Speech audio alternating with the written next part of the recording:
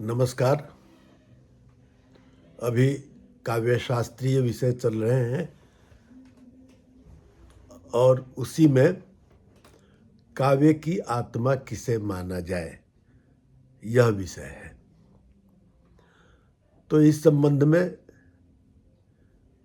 विभिन्न आचार्यों ने जो बातें रखी हैं वही विमर्श के रूप में प्रस्तुत किया जा रहा है। तो जैसा कि मैं पहले भी बतला चुका हूँ, 6 प्रकार के संप्रदाय माने जाते हैं जिनको कहा गया है कि ये काव्य की आत्मा है।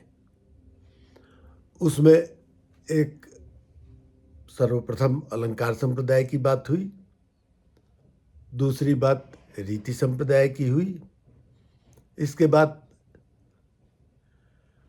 वक्रोक्ति सिद्धांत है, औचित्य सिद्धांत है, रस सिद्धांत है और ध्वनि सिद्धांत। तो आज मैं 2 सिद्धांतों का या 2 संप्रदायों की चर्चा करूंगा। थोड़ा संक्षेप में विवेचन किया जाएगा, यद्यपि विवेचन तो बहुत विस्तार से हो सकता था। अस्तु, तो ये 2 संप्रदाय हैं जिनमें पहला है वक्रोक्ति संप्रदाय। वक्रोक्ति का अर्थ है वक्र उक्ति, टेढ़ी उक्ति। तो ये वक्र शब्द जो है वह बहुत प्राचीन है। अथर्ववेद में भी वक्र शब्द का उल्लेख प्राप्त होता है और इसके अतिरिक्त एक जो कि बहुत प्रसिद्ध है, जिसे सभी जानते हैं, महाकवि कालिदास द्वारा रचित जो मेघदूत है उसमें आया हुआ है, वक्रः पंथा यद्यपि भवतः प्रस्थितस्य उत्तराशाम, है ना, कि वहाँ पर बतला रहा है यक्ष मेघ को कि यद्यपि तुम्हें तो उत्तर में अलकापुरी जाना है, उस दृष्टि से यहाँ से टेढ़ा मार्ग पड़ेगा, फिर भी तुमको उज्जैन जरूर देखना चाहिए, उज्जैनी नगरी जाना चाहिए। तो वहाँ पर वक्र शब्द का उल्लेख हुआ है। इसी तरह से अमरुक शतक अमरु कवि के द्वारा जो रचित है उसमें भी वक्र शब्द का उल्लेख हुआ है। और बाणभट्ट गद्य कवि के रचयिता बाणभट्ट जो है, उन्होंने अपनी कादंबरी में वक्र शब्द का उल्लेख किया है, वक्रोक्ति शब्द का भी उल्लेख किया है। तो इस तरह से अलग अलग स्थान पर वक्र शब्द का उल्लेख है, लेकिन इससे कोई मतलब संप्रदाय को नहीं है। वक्रोक्ति एक संप्रदाय है जिसमें यह कहा गया है कि जब तक वक्र उक्ति नहीं होगी तब तक वो काव्य क्या होगा। अलंकार में वक्र उक्ति का होना आवश्यक है। और इसी संबंध में भामह ने यहाँ तक कहा, को अलंकारो नया विना, अनया विना कह अलंकार, मैंने वक्रोक्ति के बिना कौन सा अलंकार होगा। तो यद्यपि भामह वक्रोक्ति संप्रदाय के जनक नहीं हैं, लेकिन भामह ने वक्रोक्ति को अलंकार के रूप में बहुत महत्वपूर्ण माना है। और वक्रोक्ति है क्या? वक्रोक्ति अलंकार में या वक्रोक्ति में क्या बात होती है? तो इस संबंध में आचार्यों ने कहा है कि काकू के द्वारा अथवा श्लेष के द्वारा वक्रोक्ति होती है। काकू क्या है? काकू वस्तुतः एक ध्वनि उच्चरित करने का भेद है। इसका उल्लेख व्यंजना शक्ति में, व्यंजना वृत्ति में इसका उल्लेख किया जाता है। काकू कहने का मतलब है कि ध्वनि में परिवर्तन करके, बोलने के क्रम में परिवर्तन। जैसे कहा जाए तुम पढ़ रहे हो, हाँ तुम पढ़ रहे हो, यहां अर्थ परिवर्तित हो गया, यानी तुम नहीं पढ़ रहे हो। तो केवल उच्चारण करने में अंतर कर दिया गया और अर्थ पूरी तरह से बदल गया। तो इस तरह से वक्रोक्ति अलंकार है या वक्रोक्ति है जिसमें काकू के द्वारा अर्थ में परिवर्तन किया जाता है। और दूसरा है श्लेष का। श्लेष एक अलंकार है जिसके विषय में कहा गया है श्लिष्टै पदैरनेक अर्थ अभिधाने श्लेष इष्यते, कि एक ही शब्द के अलग अलग यदि अर्थ आते हों तो उनमें श्लेष होता है और उसके द्वारा अर्थ में परिवर्तन हो जाता है। ये अलग रूप में है विवेचन, लेकिन मान लीजिए कि ये बहुत प्रसिद्ध है कि 3 बेर खाती थी सो 3 बेर खाती है, विजन डुलाती थी सो विजन डुलाती है। तो यहाँ पर बेर बेर में अंतर है, एक खाने वाला फल है, दूसरा है 3 बार। विजन यानी व्यंजन यानी पंखा, और विजन यानी बिना जन के। तो इस तरह से श्लेष के द्वारा भी अर्थ में परिवर्तन किया जाता है। तो इस तरह से वक्रोक्ति में 2 प्रकार से वक्र उक्ति आती है, या तो काकू के द्वारा अथवा श्लेष के द्वारा। इस वक्रोक्ति को भामह ने अतिशयोक्ति भी स्वीकार किया है, लेकिन अतिशयोक्ति और वक्रोक्ति में अंतर है। फिर भी उन्होंने एक कहने का अभिप्राय रखा है कि हम वक्रोक्ति को अतिशयोक्ति भी मान सकते हैं। अस्तु, तो यह भामह ने जो कहा कि कोलंकार अनया बिना, कि इसके बिना यानी वक्रोक्ति के बिना अलंकार अलंकार क्या होगा। तो इस तरह से इन्होंने कहा कि किसी भी अलंकार में वक्रोक्ति का होना आवश्यक है। वैसे काव्य के लिए उन्होंने कहा कि वक्रोक्ति यदि रहती है तो काव्य में रोचकता आती है। अस्तु, तो ये वक्रोक्ति एक अलंकार जो है, इसके विषय में अलग अलग सिद्धांत रखे गए हैं। कुछ लोगों ने कहा कि यह शब्दालंकार है। अलंकार की चर्चा मैं पहले कर चुका हूँ, इसलिए इस पर विस्तार से नहीं जा रहा हूँ। तो कुछ लोग कहते हैं कि यह शब्दालंकार है, कुछ लोग कहते हैं कि यह अर्थालंकार है, और कुछ लोगों ने कहा कि नहीं, यह शब्दालंकार भी है और अर्थालंकार भी है। तो शब्दालंकार को मानने वालों में रुद्रट हैं, हेमचंद्र हैं, वाग्भट हैं। ये लोग ऐसे हैं आचार्य जो कहते हैं कि यह शब्दालंकार है। अर्थालंकार मानने वालों में रुयक हैं, शोभाकर हैं, शोभाकर मिश्र, जयदेव हैं और अप्पय दीक्षित। जयदेव के ही चंद्रालोक के टीकाकार अप्पय दीक्षित हुआ है, कुवलयानंद करके, इसका उल्लेख मैं कर चुका हूँ। तो ये लोग मानते हैं कि अर्थालंकार है। और आगे चलकर जो 2 बहुत महत्वपूर्ण आचार्य हुए, आचार्य मम्मट और आचार्य विश्वनाथ महापात्र, इन लोगों ने माना क्या कि यह शब्दालंकार भी है और अर्थालंकार भी है। तो इस तरह से उभयालंकार के रूप में उसका उल्लेख किया है।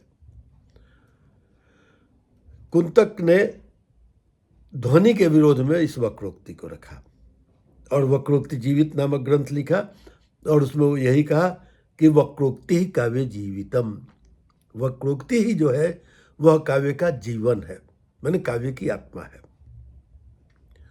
तो ये कुंतक हुए और उन्होंने कहा क्या कि काव्य का जीवन जो है वह वक्रोक्ति है। केवल वो अलंकार नहीं मानते हैं इसको, अलंकार तो है ही है, लेकिन वे केवल अलंकार नहीं इसको मान के कहते हैं क्या कि यह काव्य कला है या काव्य सौष्ठव है, काव्य सौंदर्य है। तो इस रूप में कुंतक ने अपनी बातें रखी हैं। कुंतक के द्वारा जो रचित वक्रोक्ति जीवित ग्रंथ है वह 4 भागों में बटा हुआ है। वहाँ पर भाग के लिए उन्होंने उन्मेष शब्द का उल्लेख किया है। तो 4 उन्मेषों में वर्णित है, जिसमें के प्रथम उन्मेष में उन्होंने काव्य से संबंधित बहुत सारी बातें रखी हैं और उसके बाद वक्रोक्ति का उन्होंने 6 भेद किया है। उस 6 भेद में से द्वितीय उन्मेष के अंतर्गत उन्होंने 3 भेदों का उल्लेख किया है, वर्ण विन्यास क्रम वक्रता, पद पूर्वार्ध वक्रता और प्रत्यय वक्रता। अब इन तीनों का विवेचन बहुत विस्तार से है, जिसका कि उल्लेख मैं नहीं करने जा रहा हूं। तो इस 3 प्रकार के की वक्रताओं का उल्लेख उन्होंने द्वितीय उन्मेष में वक्रोक्ति जीवित में किया है और तृतीय उन्मेष में वाक्य वक्रता का उल्लेख किया है, केवल एक वाक्य वक्रता। लेकिन उस वाक्य वक्रता में ही उन्होंने अन्य अलंकारों को भी समाविष्ट कर दिया है। तो इस तरह से अनेक अलंकार उसमें आ जाते हैं, जिसमें कि तृतीय उन्मेष में उन्होंने किया और चतुर्थ उन्मेष यानी जो अंतिम उन्मेष है उसमें उन्होंने प्रकरण वक्रता और प्रबंध वक्रता के रूप में 2 प्रकार की वक्रताओं का उल्लेख किया है। तो प्रकरण वक्रता और प्रबंध वक्रता, तो इस तरह से 6 प्रकार की वक्रताओं का उल्लेख करते हुए वक्रोक्ति के 6 रूपों का उल्लेख आचार्य कुंतक ने किया है। तो इस तरह से अलग अलग रूप से 6 प्रकार के वक्रताओं का उल्लेख करके और एक तरह से वो ये बतला देते हैं कि ये 6 प्रकार की वक्रता के द्वारा वक्रोक्ति को हम जान सकते हैं। वस्तुतः यह वक्रोक्ति ठीक है, उन्होंने उसका विस्तृत विवेचन किया, लेकिन ऐसा थोड़ी है कि यह विषय कोई नया विषय आ गया। वस्तुतः आचार्य भरत, जो कि पहले काव्यशास्त्री हमारे नाट्यशास्त्र के रचयिता जो आए हैं, उन्होंने उसका उल्लेख किया है और वहाँ पर वो कहते हैं क्या कि वक्रोक्ति की जगह पर उन्होंने एक नाम दिया जो कि उपयुक्तता, और फिर अन्य लोगों ने भी अलग अलग नाम दिए और उसी में वक्रोक्ति रहित जो काव्य होगा उसको हम वार्ता के रूप में रखते हैं, ऐसा वहाँ पर कहा गया है। फिर भामह है, भामह ने भी वक्रोक्ति को अतिशयोक्ति का पर्याय मानते हुए उसको प्रतिपादित किया। फिर दंडी आए, दंडी ने भी वक्रोक्ति का उल्लेख बहुत विस्तार से किया और इसी तरह से वामन, रुद्रट, आनंदवर्धन, भोजराज इत्यादि ने भी किसी न किसी रूप में वक्रोक्ति का उल्लेख किया है। लेकिन इसी में एक आगे चलकर आचार्य हुए महिम भट्ट, उनका उल्लेख कर चुका हूँ, जिनके ग्रंथ का नाम है व्यक्ति विवेक। व्यक्ति विवेक वस्तुतः है क्या कि वो ध्वनि का विरोध करते हैं, यूं उन्होंने वक्रोक्ति का भी विरोध किया है।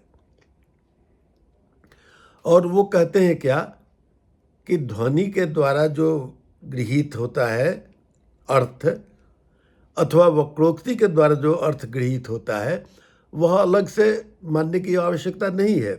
वस्तुतः है क्या कि अनुमान के द्वारा ही महिम भट्ट जो थे व्यक्ति विवेककार, उन्होंने अनुमान को महत्व प्रदान किया है। और वो कहते हैं कि ध्वनि के द्वारा गृहीत होने वाला अर्थ अथवा वक्रोक्ति के द्वारा गृहीत होने वाला अर्थ जो है वह अनुमान के द्वारा ही समझा जा सकता है। तो इस तरह से उन्होंने अपनी बातें रखी हैं। फिर आगे चलकर विश्वनाथ महापात्र हुए और उन्होंने इसको एकमात्र अलंकार की तरह माना, यानी उस तरह से जिस तरह से कुंतक ने वक्रोक्ति को महत्व दिया था वह महत्व उन्होंने नहीं दिया। तो इस तरह से वक्रोक्ति काव्य जीवितम ऐसा सिद्धांत आता है। मैं आज दूसरे सिद्धांत का भी विवेचन करने जा रहा हूं, वह है औचित्य। औचित्य उचितस्य भाव औचित्यम। तो इसके आचार्य जो हैं वो क्षेमेंद्र हैं। क्षेमेंद्र एक ऐसे विद्वान हो चुके हैं, विद्वान इसलिए मैं कह रहा हूं कि वे केवल आचार्य यानी काव्य शास्त्रीय ग्रंथों के रचयिता नहीं हैं, अपितु वो कवि भी हैं। और उन्होंने 40-41 ग्रंथ का उल्लेख उनके नाम पर मिलता है, जिसमें से कुछ ही ग्रंथ आज हमको उपलब्ध हैं, लेकिन वो ग्रंथ प्रकाशित हैं। तो उन्हीं में 3 जो उनके काव्यशास्त्रीय ग्रंथ हैं वो हैं औचित्य विचार चर्चा, कवि कंठाभरण और सुवृत्त तिलक। मैंने बतलाया कि 11वीं शताब्दी के उत्तरार्ध में ये हुए हैं। बहुत बड़े विद्वान हुए और ये अपने को मानते हैं कि वो अभिनव गुप्त के शिष्य थे। और इन्होंने बहुत सारी रचनाएं तो की ही हैं और उनमें भांति भांति की रचनाएं हैं। 3 जो ये काव्य शास्त्रीय ग्रंथ हुए उसमें औचित्य विचार चर्चा नाम से ही स्पष्ट हो जाता है, औचित्य के विचार की चर्चा इसमें की गई है। कवि कंठाभरण, इसमें काव्य से संबद्ध कवियों की जो स्थिति होती है उसका उल्लेख इसमें उन्होंने किया है। और सुवृत्त तिलक, वृत्त का अर्थ छंद होता है, तो उसमें छंद का विवेचन उन्होंने किया है। तो ये 3 काव्य शास्त्रीय ग्रंथ हैं, लेकिन उसके अतिरिक्त भी उन्होंने अनेक ग्रंथ लिखे। उन ग्रंथों में रामायण मंजरी, भारत मंजरी, भारत मंजरी को हम कह सकते हैं कि भारत यानी महाभारत मंजरी वो है। तो रामायण की कथा को लेकर, महाभारत की कथा को लेकर, और इनकी एक रचना बहुत महत्वपूर्ण है, वह है बृहत कथा मंजरी। बृहत कथा नामक एक प्राचीन ग्रंथ है जो आज उपलब्ध नहीं है, और वह संस्कृत में नहीं थी यह रचना, अपितु इसकी रचना प्राकृत में, और प्राकृत में भी पैशाची प्राकृत में इसकी रचना गुणाढ्य ने की थी। और उसी का संस्कृत रूपांतरण कई मिलते हैं, 5-6 है, जिसमें एक महत्वपूर्ण है सोमदेव भट्ट का, जो कि कथा सरित सागर, और उसी तरह से बृहत कथा मंजरी ये क्षेमेंद्र का है। तो इसमें उन्होंने उस गुणाढ्य की बृहत कथा का एक तरह से रूपांतरण उन्होंने किया है। तो ये उसके अतिरिक्त अवदान कल्पलता, जिसको बौद्धावदान कल्पलता भी कहते हैं, ये है। और इसके अतिरिक्त बहुत सारी उपदेशात्मक रचनाएं इनकी हैं, जिनमें मुझको दो बहुत प्रिय हैं। एक है देशोपदेश, जिसमें कि एक छोटा सा वाक्य आता है, बड़ा ही मार्मिक वाक्य है, हा प्रजे क्वगमिष्यसि। वहां वो कहते हैं क्या कि ये जो राज कर्मचारी वगैरह होते हैं या राजा भी हैं, सामंत इत्यादि, तो वे लोग प्रजाओं का उत्पीड़न करते हैं और उस उत्पीड़ित प्रजा बेचारी कुछ नहीं कर पाती है और वो कहाँ जाएगी। और अंत में वो उसी पर कहते हैं क्या कि हा प्रजे क्व गमिष्यसि, हे प्रजा तुम कहाँ जाओगी। तो इस तरह से देशोपदेश एक है। एक इनकी बड़ी प्रसिद्ध रचना है कला विलास, जिसमें कलाओं का, जैसे 64 कलाओं का विवेचन सबसे पहले वात्स्यायन कामसूत्र के जो रचयिता हुए प्रथम शताब्दी में उनकी रचना मानी जाती है। तो वहाँ पर उसमें उन्होंने 64 कलाओं का वर्णन किया। उसी आधार पर कला विलास में अलग अलग जो कलाकार हैं, उन कलाकारों की की कलाओं का इसमें उल्लेख है। वस्तुतः इसके द्वारा उन्होंने समाज का जो एक विद्रूप वर्णन है उसको करने का प्रयत्न किया है। जैसे एक उदाहरण के लिए मैं बताऊं कि उन्होंने सुनारों का उल्लेख किया। सुनार स्वर्णकार, इसके लिए एक संस्कृत में पर्यायवाची शब्द है पश्यतो हरः,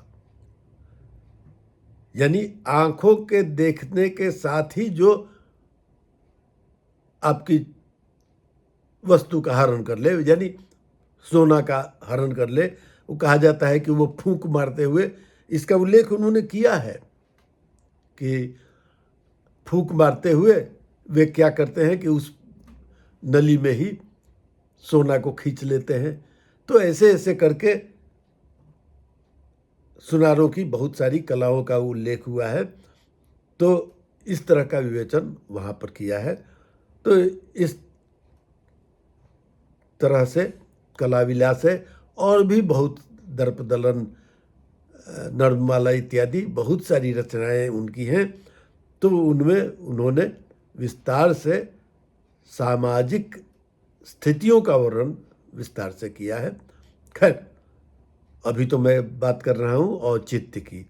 तो औचित्य के विषय में वो कहते हैं क्या कि जितने भी विषय हैं सब का औचित्यपूर्ण सन्निवेश होना चाहिए। वो कहते हैं अलंकारास्तु अलंकारा, गुणा एव गुणा सदा।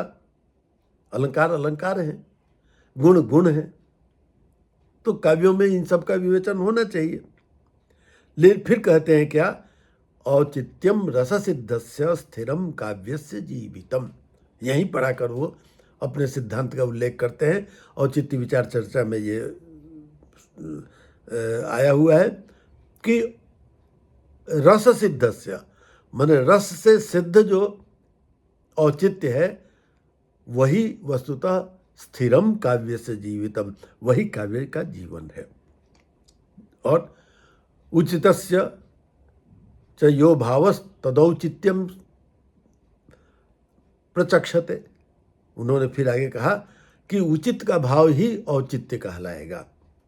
यानी वो कहते हैं क्या कि सभी वस्तुओं का उचित रूप से विवेचन यदि होगा तो उसको ही हम औचित्य कहेंगे। भरत ने भी औचित्य की जगह पर अनुरूप शब्द का उल्लेख किया है। भामह ने वहाँ पर न्याय्य, न्याय सम्मत अथवा युक्तता शब्द का उल्लेख किया है। दंडी ने भी प्रकारांतर से औचित्य को स्वीकार किया है। रुद्रट भी जो है वो किसी न किसी रूप में औचित्य को स्वीकार करते हैं। तो इस तरह से कहा है कि औचित्य को अनेक आचार्यों ने स्वीकार किया है, भले ही उन्होंने उसका नाम कुछ दूसरा दिया या उसका विवेचन किसी दूसरे रूप में किया, उसमें भरत भी हैं, है ना।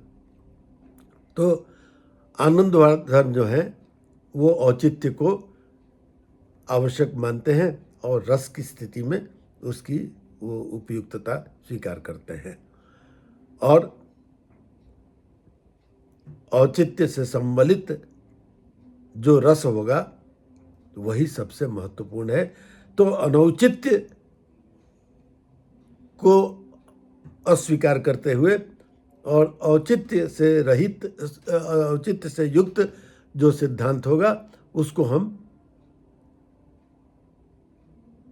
स्वीकार करेंगे। जैसे मान लिया जाए कि अलंकार है, आभूषण, तो कोई कान का आभूषण है लंबा लंबा, आजकल तो और भी बड़ा बड़ा होता है, और उसको यदि नाक के में लगा दिया जाए तो क्या होगा? रूप, सुंदर रूप तो नहीं रह जाएगा, वह कुरूप हो जाएगा। तो इसी प्रकार से जहाँ जिस तरह से अलंकार हो, जहाँ जिस तरह से रस हो, जहाँ जिस तरह से गुण हो, जहाँ जिस तरह से ध्वनि हो, जहाँ जिस तरह से और सब सिद्धांत हो, उन सब का विवेचन उचित रूप से किया जाए, यही क्षेमेंद्र ने कहा है। और इसीलिए इनके सिद्धांत का खंडन एक तरह से नहीं किया जा सकता है। औचित्यावधायकता होनी चाहिए, और इस औचित्य को वर्णित करने के लिए उन्होंने 27 तरह के औचित्यों का उल्लेख किया है। पद का है, अर्थ का है,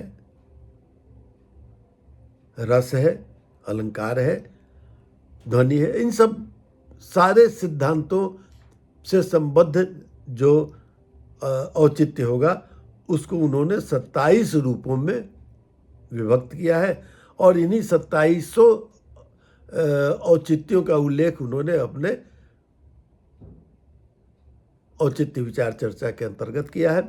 औचित्य विचार चर्चा कोई बड़ी पुस्तक नहीं है, लेकिन उन्होंने इसका उल्लेख किया है।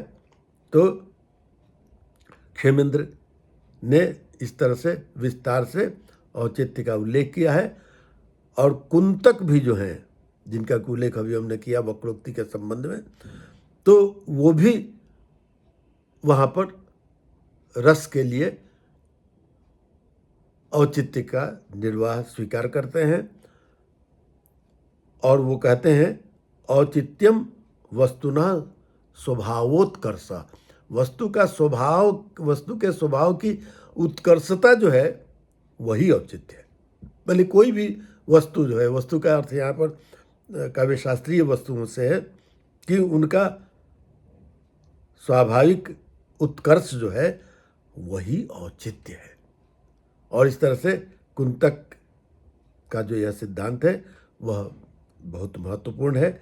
महिम भट्ट जो है वो वस्तुतः औचित्य के सिद्धांत को स्वीकार करने वाले नहीं हैं, और भोजराज ने अपने सरस्वती कंठाभरण में भी और श्रृंगार प्रकाश में भी उसका उल्लेख किया है। लेकिन वस्तुतः जो क्षेमेंद्र का सिद्धांत है उसमें पद, वाक्य, रस, अलंकार आदि जो सिद्धांत हैं, सब के में रस तत्व जो है वह बहुत महत्वपूर्ण है, और वही जीवनाधायक तत्व के रूप में है, और उसका उचित रूप से सन्निवेश होना चाहिए। इसी सिद्धांत को वर्णित करने के कारण ही औचित्यम काव्य जीवितम ऐसा कहा गया है। तो ये औचित्य एक काव्य का ऐसा सिद्धांत है, ऐसा संप्रदाय है जिसको कि हम कह सकते हैं कि इसका खंडन किया नहीं जा सकता है। तो आज इसी रूप में वक्रोक्ति और औचित्य का उल्लेख हुआ। तो अब आगे के दिनों में रस और ध्वनि इत्यादि की चर्चा की जाएगी। धन्यवाद।